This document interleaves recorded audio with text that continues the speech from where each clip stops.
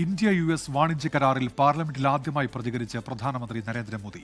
കരാറിലൂടെ India പുരോഗതിയിലേക്ക് കുതിക്കുന്നുവെന്നും യുവാക്കൾക്ക് വൻ അവസരങ്ങൾ തുറന്നെന്നും പ്രധാനമന്ത്രി അവകാശപ്പെട്ടു. രാജ്യസഭയിൽ പ്രതിഷേധവുമായി നടുത്തളത്തിൽ ഇറങ്ങിയ പ്രതിപക്ഷം പ്രധാനമന്ത്രിയുടെ പ്രസംഗത്തിനിടെ സഭ ബഹിഷ്കരിച്ചു.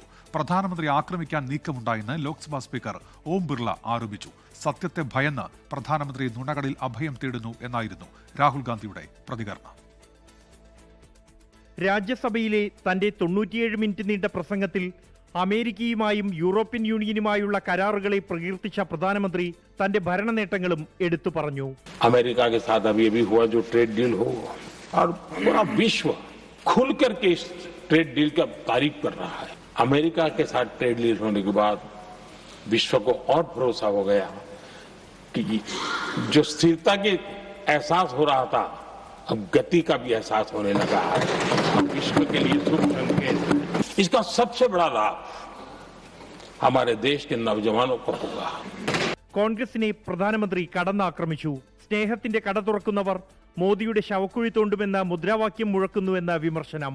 ലോക്സഭയിൽ രാഹുൽ ഗാന്ധിയുടെ പ്രസംഗം തടസ്സപ്പെടുത്തിയത് ചൂണ്ടിക്കാട്ടി നടുത്തളത്തിലിറങ്ങി പ്രതിഷേധിച്ച പ്രതിപക്ഷം പ്രധാനമന്ത്രിയുടെ പ്രസംഗത്തിനിടെ സഭ ബഹിഷ്കരിച്ചു.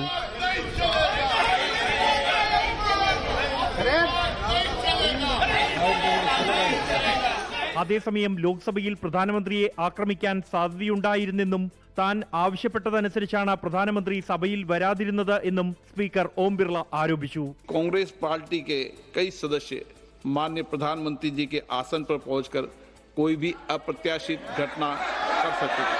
अगर ये घटना हो जाती तो ये अत्यंत अप्रिय देश के लोकतांत्रिक परंपराओं को तार तार कर देता.